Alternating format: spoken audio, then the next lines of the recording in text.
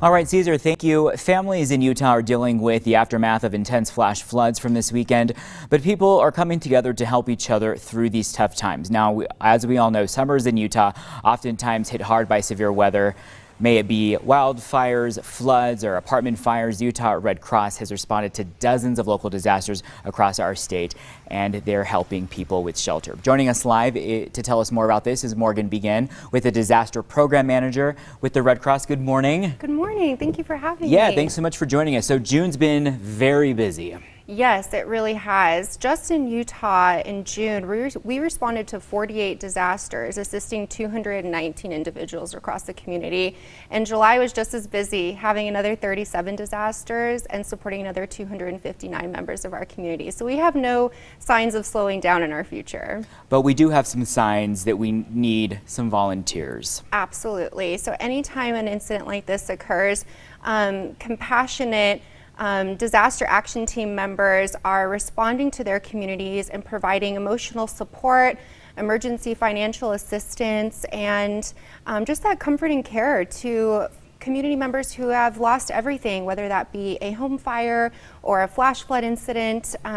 Those compassionate volunteers are there for them to get them through this difficult time. So obviously you just told us what the volunteers help these, people with. What kind of training, though, for anyone that might be interested in becoming a volunteer with the Red Cross? That's a great question. The American Red Cross does provide all the necessary training to feel empowered and comfortable responding to these events. Additionally, we provide other forms of training for you to engage in other lines of service within the Red Cross and being able to engage in different activities that would bring you personal fulfillment and enjoyment with the organization.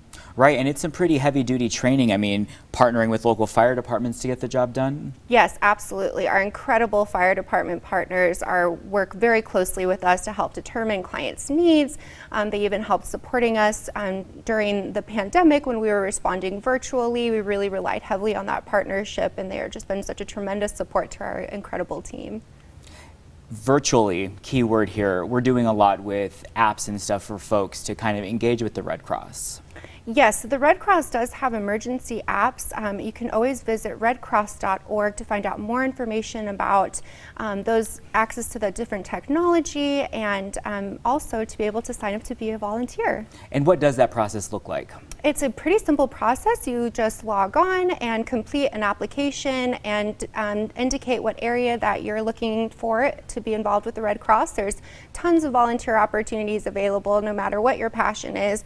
But we just encourage people to turn your compassion into action, being able to sign up to be a Red Cross disaster action team member and really work to make a difference in your community. How quick from application to, I guess, being dispatched or being called to volunteer does it usually take? Sure. So as soon as your application is in our system, you'll be called by a local volunteer screener to help assess your interest and determine your needs. And then once that happens, you'll just be set up with your training so you can start doing that. The majority of the disaster action team training is done virtually or web-based, so you're able to do that on your own time as quickly as you want. As soon as that process is done, you're able to go out there and start serving your communities. All right, Morgan Begin with the Red Cross. Thank you so much for joining us this morning. We definitely see a need. We encourage you to volunteer if you can. We have more information on our website, abc4.com/GMU.